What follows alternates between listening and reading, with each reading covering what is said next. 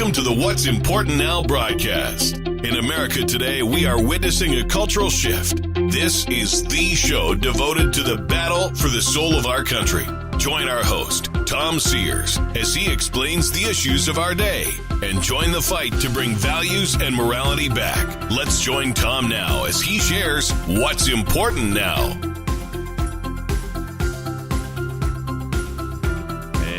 Welcome inside of this week's edition of What's Important Now. I'm Tom Sears. Thanks for being a part of our program. Big news. This will be an hour-long program. Now, for those of you listening by FM radio, especially the station managers, don't panic.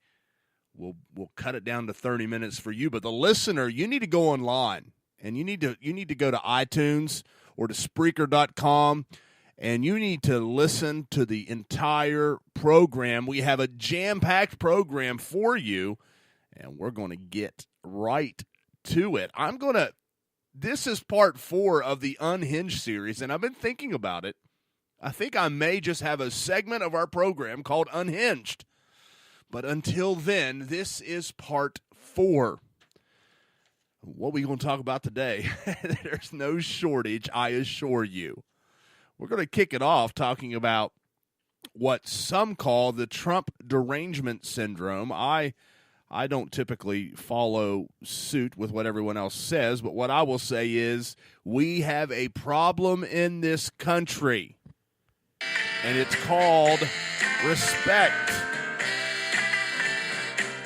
We no longer respect each other.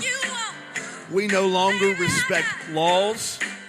We no longer respect the office of the President of the United States, and it's got me all fired up because I have lived through presidents that I was not a fan of, but I'll tell you, I continued to respect the office of the President of the United States of America. Come on, people. Teach somebody to respect. So all across the country, what we have is we have people who are fighting amongst themselves.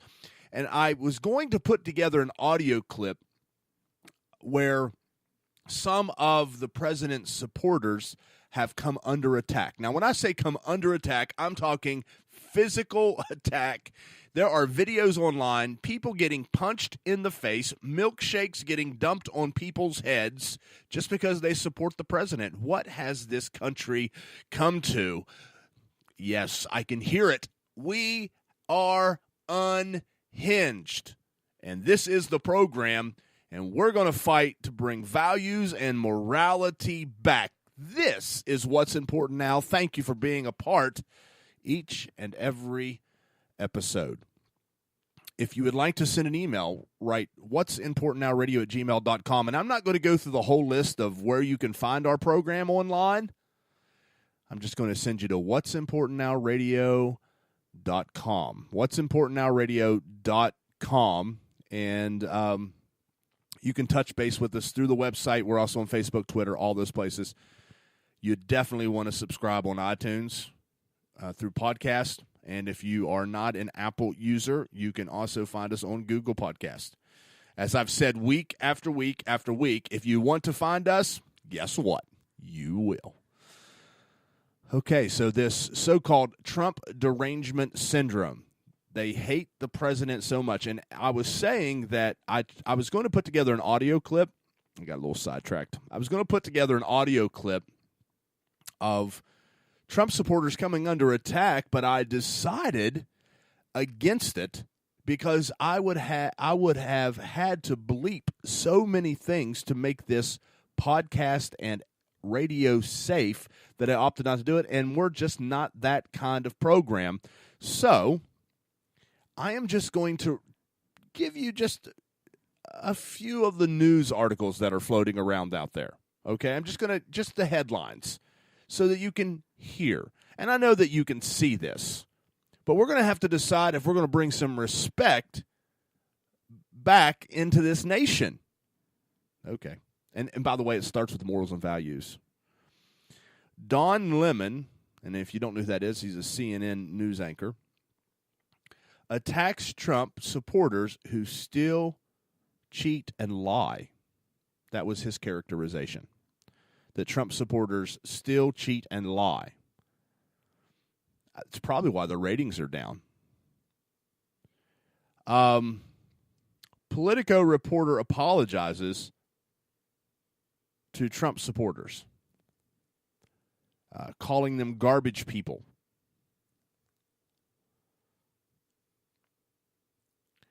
Trump supporters increasingly face threats and violence from those who hate the president. Where did civil discourse go? The opposition is angry.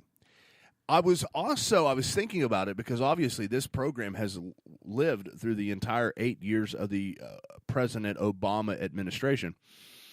And I went back and listened to some of my comments during President Obama's time in office.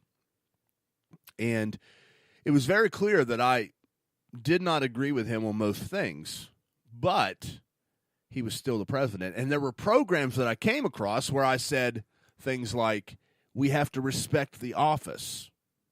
And many programs, and for those of you that have been listening for such a long time, you know that what I'm about to say is true. I advocated praying for our president. There are people in America today that are praying that our president is assassinated. There are people in this country today that are praying for the economy to crash so that President Trump will fail. And they can say, I told you so. Come on, people. This is absolutely absurd. That's why we're in week number 4 of the Unhinged series. It's crazy. It's ludicrous. It's absolutely insane to think that we're going to pray for the failure of our president. Now, Senator Rand Paul, in front of the Senate, I thought said some pretty good things about what he, again, it's out there, called the Trump Derangement Syndrome. It's just this catchy thing that the mainstream media will run with. But Senator Rand Paul talks about the Trump Derangement Syndrome, his opinion, in front of the Senate. Take a listen. Trump Derangement Syndrome has officially come to the Senate. The hatred for the president is so intense that partisans would rather risk war than give diplomacy a chance. Does anybody remember that Ronald Reagan sat down with Gorbachev and we lessened the nuclear tensions? We need to still have those openings. Nobody is saying or excusing Russia's meddling in our elections. Absolutely. We should protect the integrity of our elections. But simply bringing the hatred of the president to the Senate floor in order to say, we're done with diplomacy, we're going to add more sanctions and more sanctions. You know what? I would rather that we still have open channels of discussion with the Russians. Kennedy, at the height of the Cold War, had a direct line to Khrushchev, and it may have prevented the end of the world. Should we be so crazy about partisanship that we now say, we don't want to talk to the Russians, we're not going to have relations with the Russians? We should stand firm and say, stay the hell out of our elections, but we should not stick our head in the ground and say we're not going to talk to them. I would like to see the Russians leave Ukraine. I think we could do it through diplomacy. We're not going to have it if we don't talk to them. I would like to see the Russians help more with North Korea, with denuclearization of the Korean Peninsula. We're not going to have it if we just simply heap more sanctions on and say we're not going to talk to the Russians, and anybody that talks to the Russians has committed treason. For goodness sakes, we have the former head of the CIA, John Brennan, gallivanting across TV, now being paid for his opinion, to call the president treasonous. This has got to stop. This is crazy hatred of the president. This is crazy partisanship that is driving this. For goodness sakes, we don't excuse Russia's behavior in our election, but we don't have to have war. We can still have engagement. We have engaged Russia throughout 70 years while also acknowledging the imperfections of their system, the parts of their system that we vehemently disagree with, the lack of freedom, the lack of human rights, and yet we had open channels of negotiation, open channels of communication. So that's Senator Rand Paul on the floor of the Senate discussing what he calls Trump derangement syndrome. Now, this is not a new thing. It goes back. There were those who had Obama derangement syndrome, and before that, Bush derangement syndrome. And it's kind of funny because if you look it up, let me see here. CNN's editor-in-chief actually put out an article called Trump Derangement Syndrome, and it's kind of funny to read through it. But in his article, he says that the Urban Dictionary offers up this handy definition. Trump derangement syndrome is a mental condition in which a person has been driven effectively insane due to their dislike of Donald Trump, to the point at which they will abandon all logic and reason. So the Urban Dictionary describes it as a mental illness. I actually disagree. I think it's a morals and a values thing. And let me just talk about that just for a moment. The reason I believe that is so is because when I was growing up, I was taught to respect the office of the President of the United States. That's a biblical thing. The Bible teaches us to respect those who are in positions of power and government and different things. And so that's what I was taught. And it not only came from my parents, but it came from my grandparents and my aunts and my uncles. And listen to this, it came from my teachers. It came from all of those that had a part in raising me, in helping me grow. And I've often said that my upbringing, because I kind of went astray. I did my own thing for a short time, and I definitely could have went down the wrong road. I was actually headed that way, but I had people, and I believe it was a God thing. I believe that God put people in my path that helped correct me to get me back to where I was supposed to be. But morals and values were instilled in me, and I have in turn raised my children to respect the office of the President of the United States. I talked about this many years ago. It's comical, actually. It's funny to me. My youngest daughter, Faith, she came to me. I don't know. She probably was like 6 years old, 6, maybe 7 at the time. And she came in. I was watching the news, and President Obama was talking about an issue. I don't remember what the issue was, but it was an issue that we did not agree with. And I can remember my young daughter, she came in and she sat on my lap and she said, Daddy, you know what I think of him?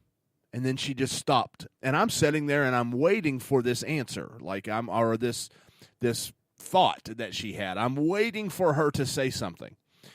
And I said, what? I mean, I don't know, maybe 30 seconds went by, just complete silence. And I said, well, what? And she went, never mind. She said, because you taught me that if I don't have anything nice to say, I won't say it at all, and he is the president, and I need to respect him. She was saying that at 6 or 7 years old.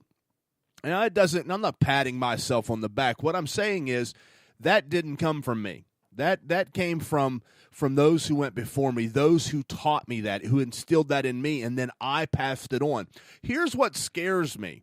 When we talk about being unhinged, we talk about passing things on to the next generation. And I'm afraid that this unhinged generation is going to pass some of their antics along, because it is absolutely crazy. Now, I've never quite seen it as bad as I see it now with President Trump. That's my observation. Maybe I'm completely wrong. Maybe statistics will prove that I'm wrong. But I've never seen it quite this bad as it is with President Trump. There were clearly those who did not like or support President Obama, and the same thing with President Bush and President Clinton and President Bush and President Reagan and on. But I don't remember the chaos that is ensuing out of this. Now, you definitely will have a portion of society that will say, well, President Trump contributes to that. I'm not even going to, what I think is that there may be some truth to that. But this is a president who speaks what he thinks, and he stands behind it. He stands behind it. What I will say is he's not inciting or encouraging violence. You know, when I think about, I think it was the 14-year-old boy who's sitting at a fast food joint. I don't know if it was McDonald's or wherever, but he's sitting there, and this guy comes in and just dumps his milkshake on him because he had a hat on that said, "Make America Great Again." There are people out there that want this president to fail, want him to not succeed. And listen, whether you like President Trump or not, and if you're like me, there's things you like and there's things you don't like. But the Bible teaches us to pray for them. Pray for them. And as I reported on last week's program, you know, under this administration, a religious freedom task force has been established. So as it pertains to things of faith, I think there's a lot of good things happening. But we're unhinged. And when I say that, it actually saddens me. Because we are neglecting or at least disregarding the good things that are happening in this country. We would want them, let me say, not we, because I'm not a party to it, but there are those that want the good things to end. There was a liberal commentator who actually said that he hoped for a depression or a recession so that President Trump would fail and not be reelected. Now, how insane is that? What he's saying is my dislike for this president is so strong that I do not want him to succeed. I would rather, now listen, I would rather America fail than this president succeed. Now you tell me where in the world that mindset comes from. Some say it's a mental illness. Some call it Trump Derangement Syndrome. I call it a lack of morals and values. That you would put your own selfish feelings, your own political agendas above the betterment of the United States of America. People, respect the office. You do not have to like him. You do not have to respect him. But you should respect the office of the President of the United States. And I think that's where we should be in this country. We should bring morals and values back. And I think it helps. I know it helps. And of course, the best teacher of morality is the Holy Bible. That's a fact. The Bible teaches us these things. So we should implement them. Well, there's some good things happening around the country. And as I announced at the beginning of the program, this is going to be an hour-long program. For those of you listening by FM radio at the 30-minute mark, you're going to lose us. But you can go online to iTunes or visit us at what'simportantnowradio.com and listen to the entire 1-hour program. And I'm going to tell you, there's things in the second half hour that you want to hear. For instance, we have an update on the Joe Kennedy situation. And for those of you that have followed this or listened to this program, we talked about this. Joe Kennedy was fired as a coach because he refused to quit saying, listen, a silent 15-second prayer. Well, we have an update.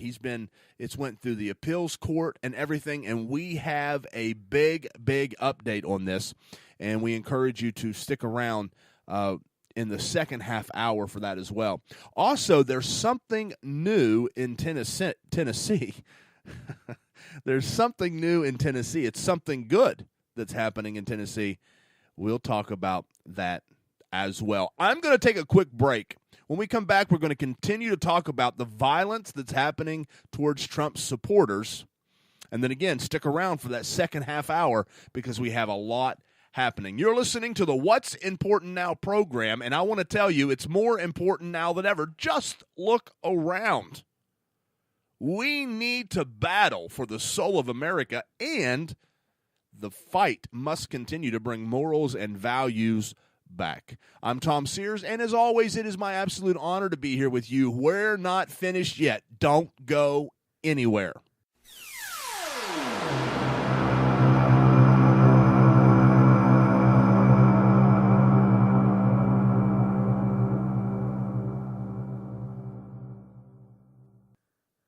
Hey guys, while we take a break from the radio program, I want to encourage you to join the fight to bring morals and values back, to literally battle for the soul of our country. Visit us online at what'simportantnowradio.com. And as I've said many, many times, you can find us on various forms of social media. We're on Facebook. We're on Twitter. My personal Twitter account is tsearswinradio. Follow us. And again, social media is so important because as soon as we produce a new program, boom, there it is. Also, we're on iTunes. Subscribe. If you subscribe to iTunes, when a new podcast is produced, your phone lets you know. Also on Google Podcasts. We're on Spreaker.com. You can find us on SoundCloud, iHeartRadio, Spotify, YouTube. We are out there, and we want you to join the fight. Send us an email, what'simportantnowradio@gmail.com, or write us by mail at 8901 Good Hope Pike, Lost Creek, West Virginia. Contact us. Let us know you want to join the fight, and we will let you know how that is possible. Again, thank you for taking the time to listen to our program. Now let's get back to more of What's Important Now. Welcome to the What's Important Now program. We are fighting for the soul of America and tackling the tough topics. Now let's join your host, international evangelist and veteran radio host, Tom Sears.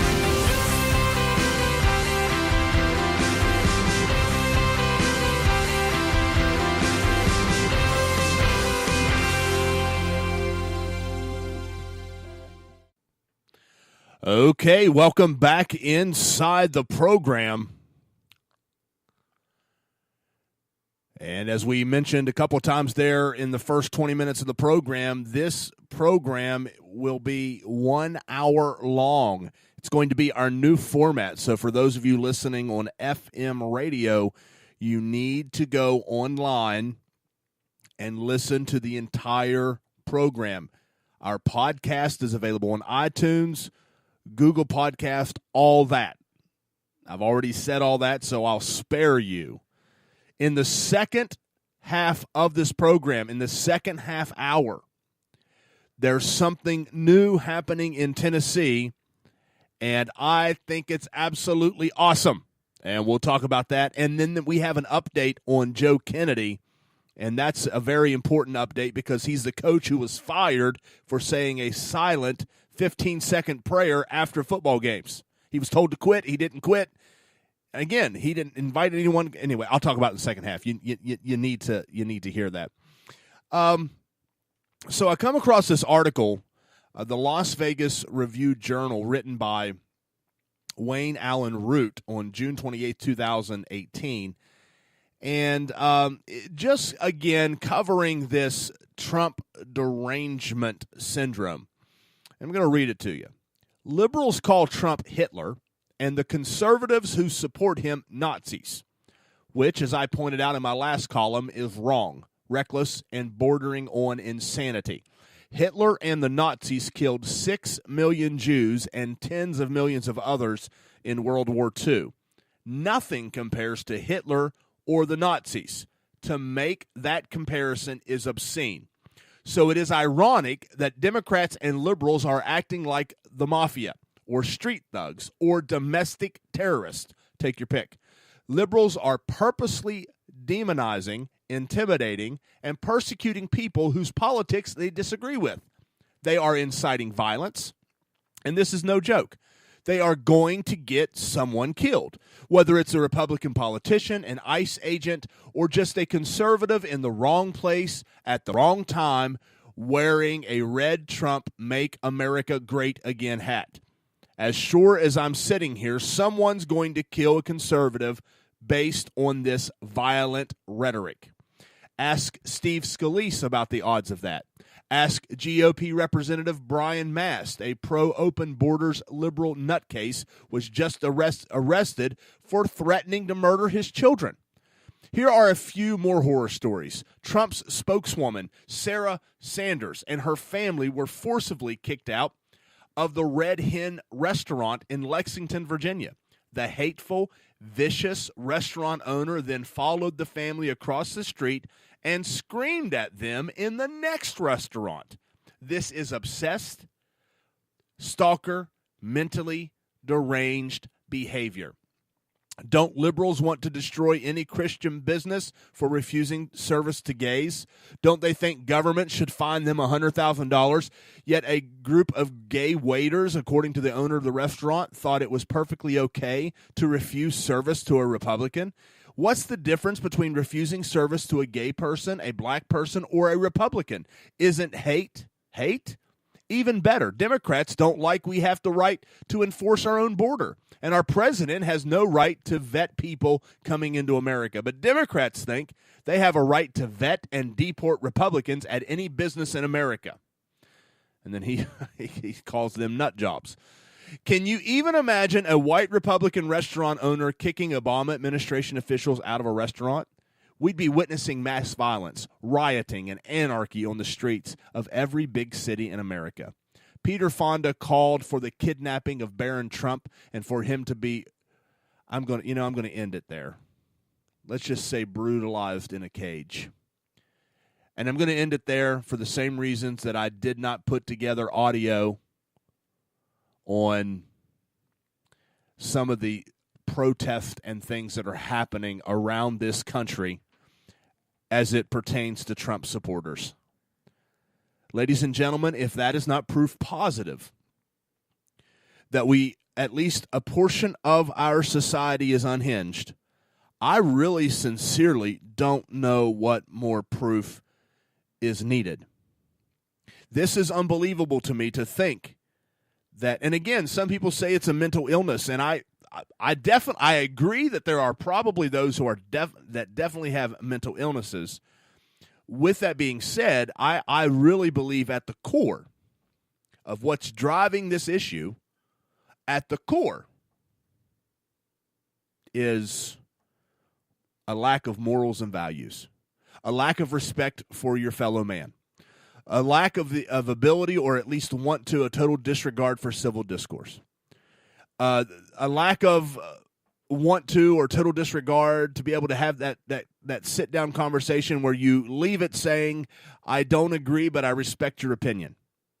We don't have that in this country anymore. We would much rather go out of our way to tear people down, to ridicule them because they believe something slightly different than what we believe. And I've said on this program consistently that is not right, no matter where it's coming from, whether it's coming from Republicans, Democrats, or anyone in between. It is not right. We need to be able to sit down and have a conversation with each other. And in order to do that, I think, in order to have that respect, I believe with all of my heart, we need to bring respect back by bringing morals and values back to this nation. And that's why this program is battling for the soul of our country. We're going to give you the information that matters most. Now, for those of you that are listening by FM radio, your program is about to come to an end. Go online to iTunes, Google Podcast, anywhere of the aforementioned online opportunities to listen to the second half, because we have some really good information, some good stuff happening in Tennessee, and we have an update on Coach Joe Kennedy. But for the benefit of our FM listeners, I want to encourage you, as always, to fight the good fight of faith, to contend for the faith. There is a cause. It does matter, and it is important now. Don't wait. Don't waste any time. If you're listening on FM radio, the full hour has already been produced. The program is already finished, and you can find us online. We feel that this is important to continue the fight, the battle, to bring value and morals back. Go online. Get there. This has been What's Important Now. Take care, and may God bless you.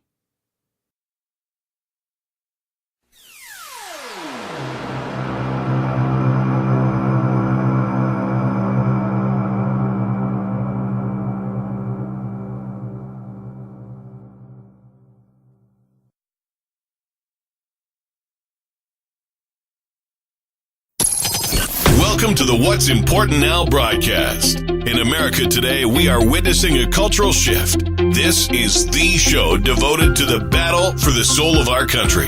Join our host, Tom Sears, as he explains the issues of our day and join the fight to bring values and morality back. Let's join Tom now as he shares what's important now.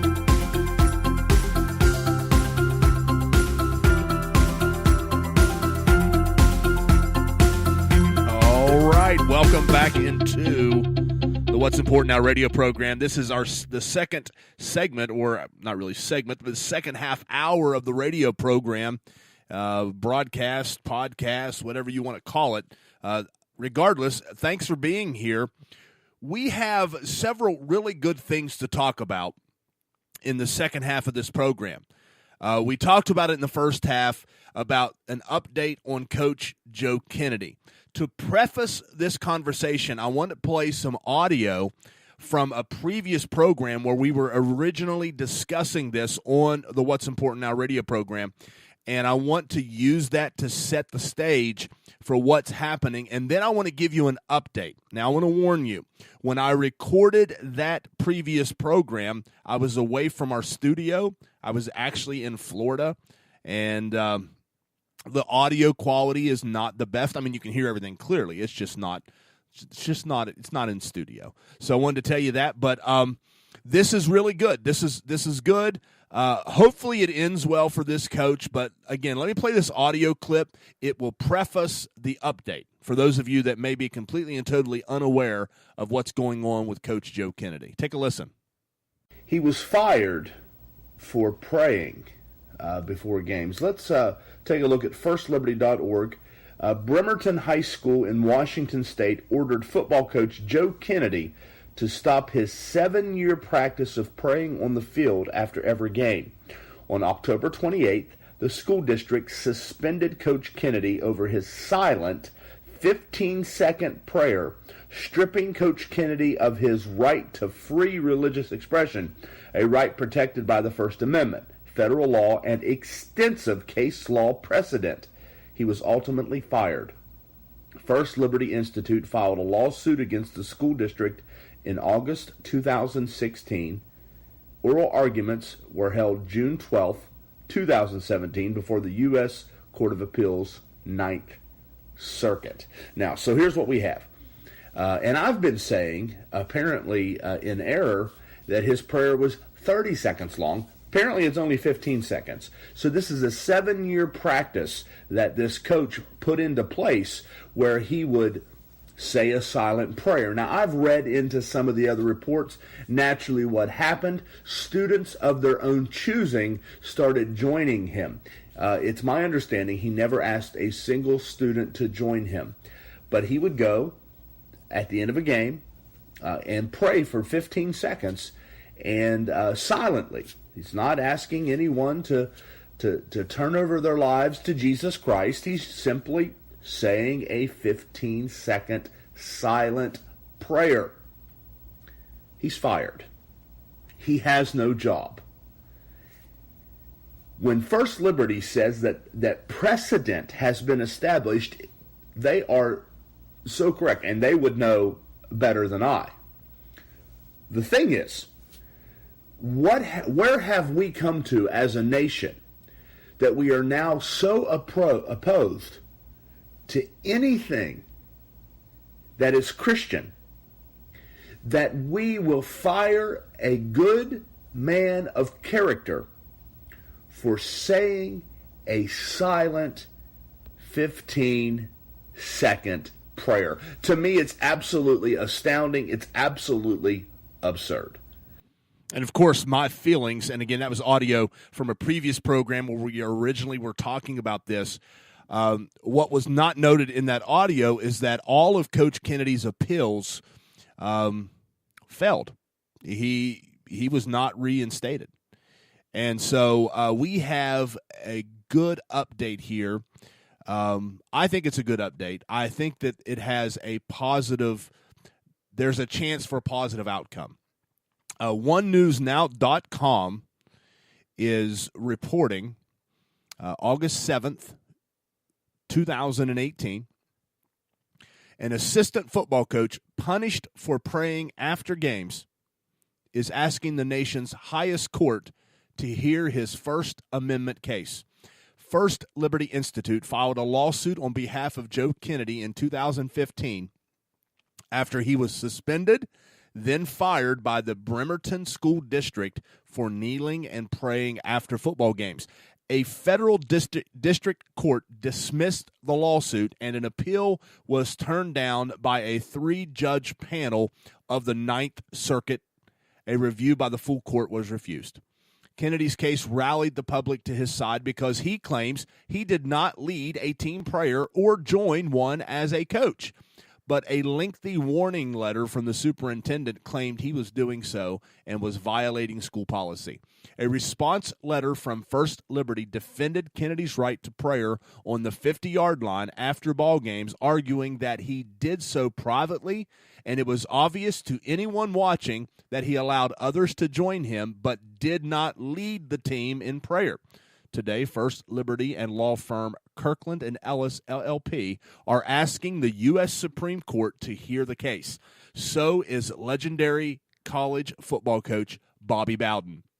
We're obviously very honored to have Coach Bowden's support on this case, says First Liberty attorney Mike Berry. In addition to Coach Bowden, we're very honored to have quite a few other very high-profile friends of the court briefs filed, including members of Congress led by Senators John Cornyn, James Langford, and the Billy Graham Evangelistic Association, and a number of state attorneys and attorneys general join. Support has also come from the Texas High School Coaches Association, representing 21,000 football coaches, which filed a brief in support of Coach Kennedy. It'll be a while before we hear anything, says Barry. But that said, we are optimistic and hopeful that the court will see the importance of this case, what it means for religious liberty across the country. Now, I think that this is an awesome testimony of one man's fight to stand up for what's right. Okay? I'm going to go on just a little bit of a rant here. This is a nation founded upon Christian principles. If you've listened to this program for any length of time, you know I feel very strongly about that. In this country, unfortunately, we always ask people to pray after something bad has happened. In my community, back in 2013 or 14, we experienced a tragedy. A young man playing football was severely injured and later died, passed away from a football injury. Our community got together, filled the stands, filled the football field, and prayed. The purpose was to pray for this young man. I thought it was an awesome testimony of what our community relies on. Unfortunately, that is not the case all across the country. Many people, unfortunately, see it differently. They wait and ask for prayer when bad things happen. Here is a guy, and this is what is remarkable to me. He is not asking anyone to pray with him. He is not leading anyone in prayer. He is simply going to the 50-yard line and saying a silent 15-second prayer, and he's told he can't do that. Listen, I'm glad this is headed to the Supreme Court, and I pray they pick it up. I guarantee you they will. And that's why the Supreme Court is so important. And that's why the justices appointed by the president are so important. Because it matters whether a person appointed to the Supreme Court believes that we should follow the Constitution, because if they believe that, the Constitution's very clear in the First Amendment. This is illegal. This is unconstitutional. That man deserves and needs to be back on the sidelines. The other thing that really, really troubles me, it gets me all aggravated, is that we don't want anyone with values coaching our kids anymore. We don't want anyone who prays coaching our kids anymore. And I'm saying that in general because I know that's not always true. But this is where society is headed. That's why we think this program is so important, because we're fighting to bring values and morals back. The same values and morals that Coach Kennedy puts on display. Very, very important that we stand up for our right. I've always said it this way. I am a Christian first. I cannot shed that. I cannot disrobe from my Christian faith. Everything that I am, everything that I will be is shaped by my Christian faith. I have a biblical worldview. Coach Kennedy has that same biblical worldview, but I have witnessed the changes that are happening even in our community, the community in which I reside, the school in which I serve. We used to open every football game in prayer.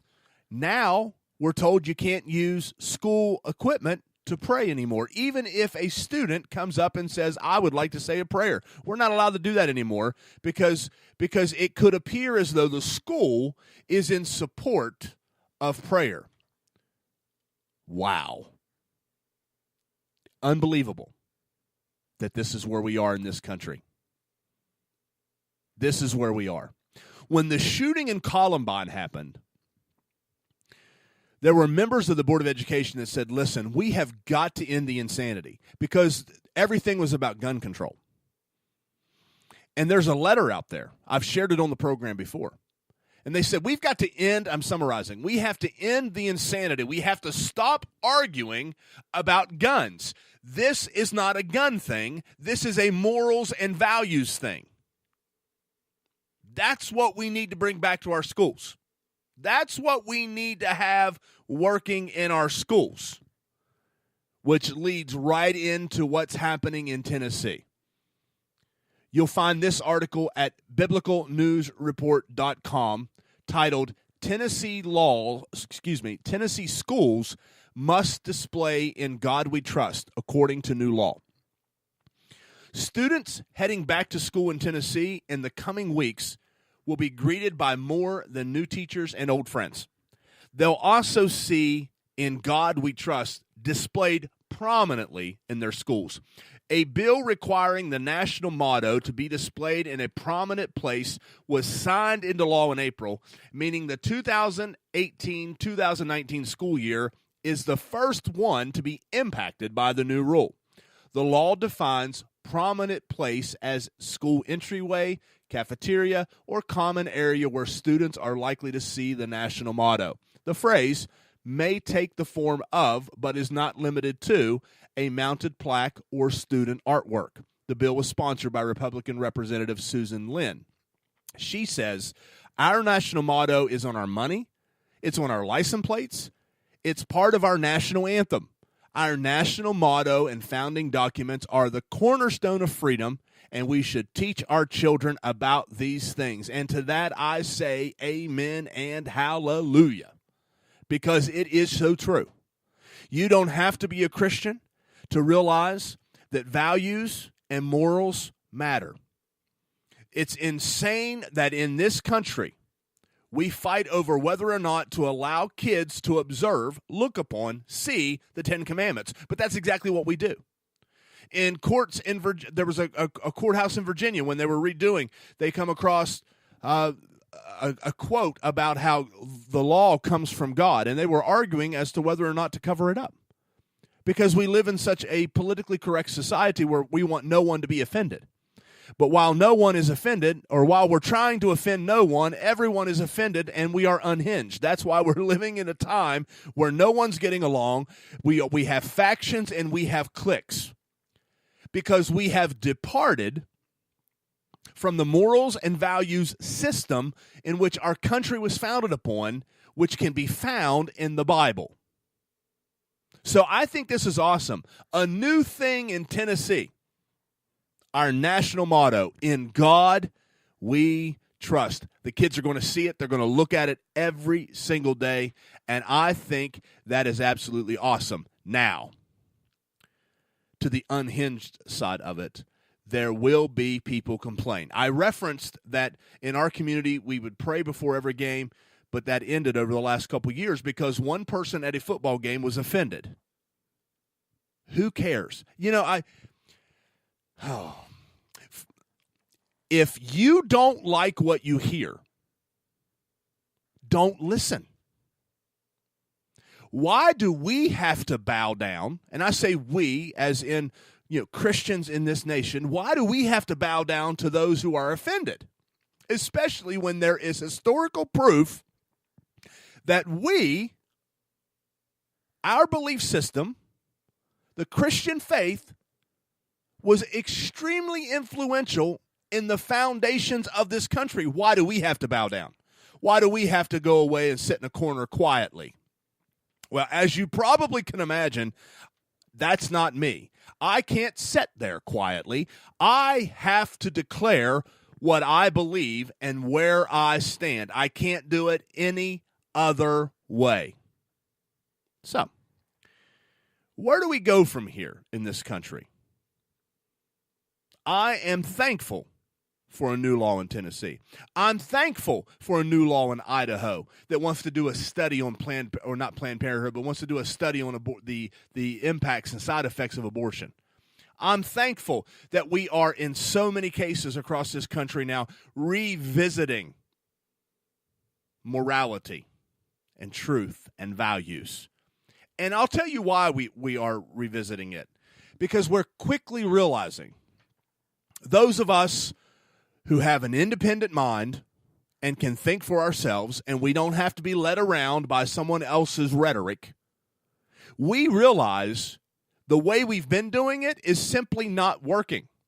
And it was never supposed to work without morals and values. According to our founding fathers, who, by the way, implemented this way of government, they said that the Constitution itself could not stand. Benjamin Franklin could not stand. The Constitution would not last without the foundation being the Bible. He said morals and values, if they're removed, this freedom in which we enjoy would not be able to stand. And that's why, going back to those who do not respect the office of the president, I watched, I told you last week about, camping and stuff, and CNN was the only news station I could get. They refuse. There are those on there that refuse to call President Trump. It's always Trump this, Trump that, Trump this, Trump that, and it's never positive. And CNN apparently have nothing else to talk about other than President Trump. I looked at my wife and I said, there's no other news in the country. There's nothing else happening. It's all about what we can do to tear down this president. And I told you there are people praying for his failure. And they're praying for America's failure. And they're praying that America falls apart so that he fails. Why? Well, somebody said, well, at least they're praying. Isn't it funny? Isn't it funny that we get rid of a coach who prays silently for 15 seconds, but we advocate prayer so that our president fails? It's astounding to me. The hypocrisy is absolutely crazy. But the Bible says that a double-minded man is unstable in all his ways. A house divided against itself cannot stand. And when we talk about being unhinged in this country, we know without a doubt there is a division line that's running right down the middle of this nation. And it's dividing people. And it's dividing beliefs. And no one's willing to have that civil conversation. So anyway, I want to thank God for what's happening in Tennessee. And I want to thank God for a coach and First Liberty who will be willing to take up the fight. They're saying, you know what? We're going to fight for the soul of this country. We're going to fight for morals and for values. And I want to encourage you. I want to encourage you to visit First Liberty Institute. No one's asked me to do this, by the way. But you can be a part of supporting this fight. If you think coaches or anyone else should be able to kneel and pray in public and in a public place, then visit firstliberty.org. They have a thing going on now that says join #Team Kennedy. You can donate. They'll send you a T-shirt, and you can join the fight. You can join the fight. It's got a picture of Coach Kennedy kneeling down and praying, a silhouette, I should say. And you can support this. #Team Kennedy. If you feel that we have a right to pray in this nation. Now, I want to ask you, have we sat around long enough? Have we sat around and been quiet long enough? I think the answer is yes, absolutely, we have. Now let's stand up. Let's take action. We as Christians, we don't battle the way everyone else battles. When we talk about the so-called Trump derangement syndrome, and you hear the cursing, and you see the violence, and you see the hatred, and you see all those things on display, that's not how we do it. What we can do primarily is pray, stand together, and take action. And I'm not talking about going out there and punching someone in the mouth.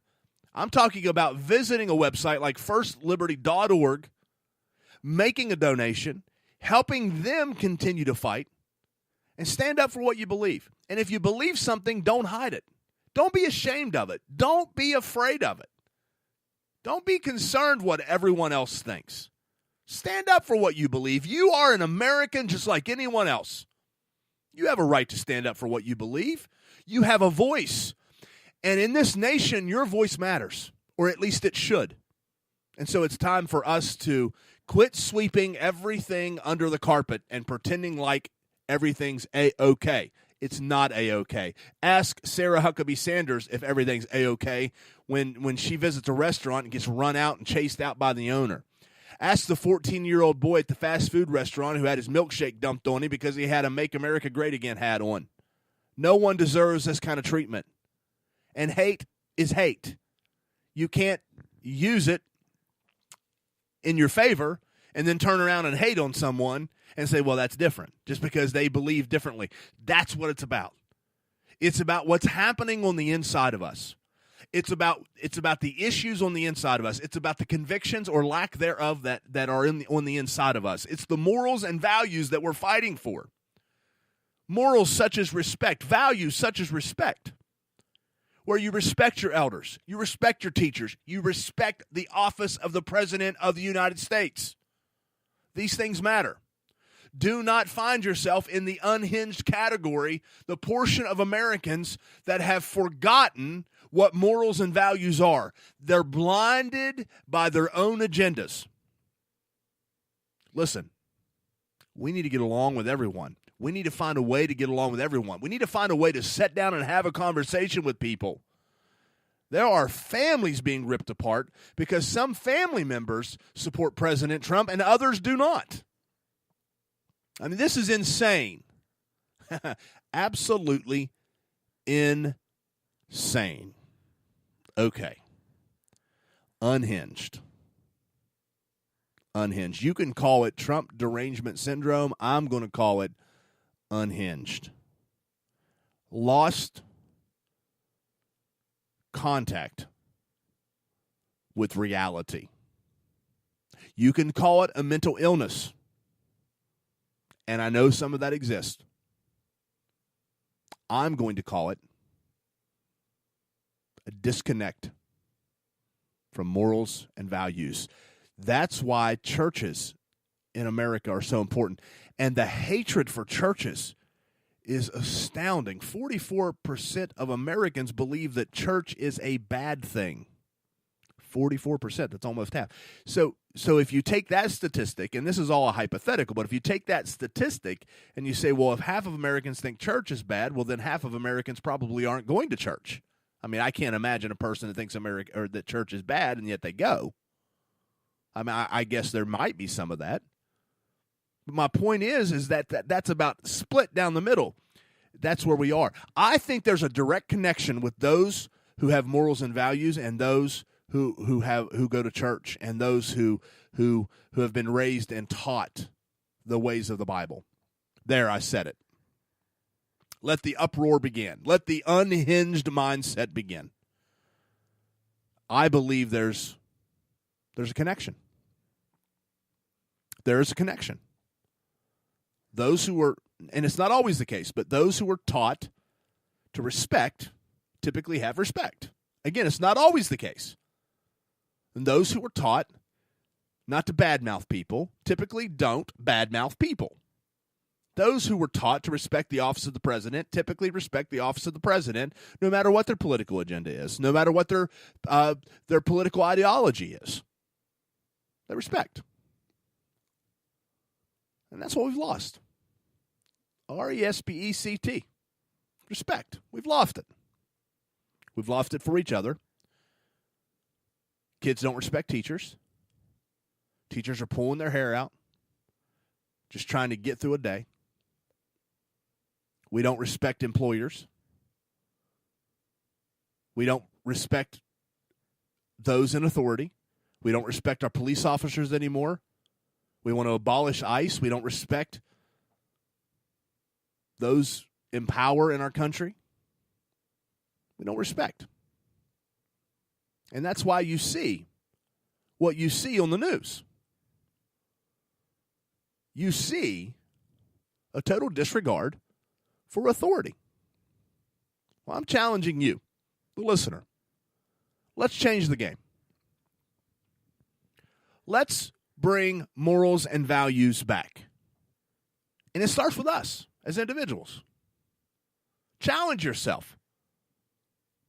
If there's something you don't like, if there's someone you don't like, challenge yourself to hold that tongue.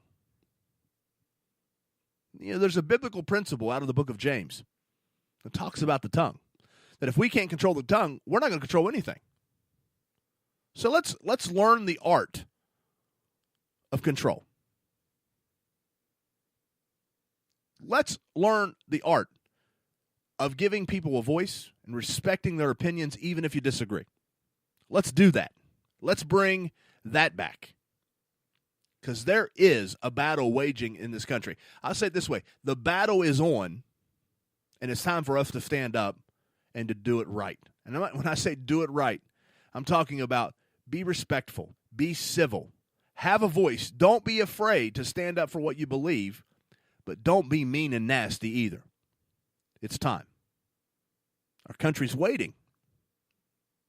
Let's battle for the soul of our country by bringing morals and values back. I'm out of time.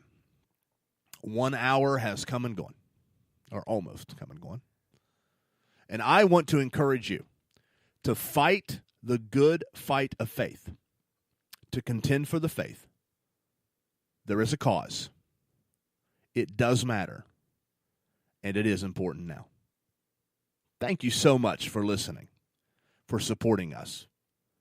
You can send us an email at what'simportantnowradio@gmail.com. Our mailing address is 8901 Good Hope Pike, Lost Creek, West Virginia, 26385. And we encourage you to contact us and ask us, how can we help with this fight, this battle? How can we help bring morals and values back? We'd love to hear from you. Find us on Facebook, Twitter, and the whole long list of places online to listen to this program. But you can visit us at what'simportantnowradio.com. There'll be a link right there. You can listen to the program. Also, subscribe on iTunes, Google Podcast. That's really helpful. You know, a lot of times, you know, and we do need financial support. But even greater than financial support sometimes is going to iTunes and subscribing. because the more you subscribe, the more people Apple will push that to. I got to go. This has been What's Important Now. Take care.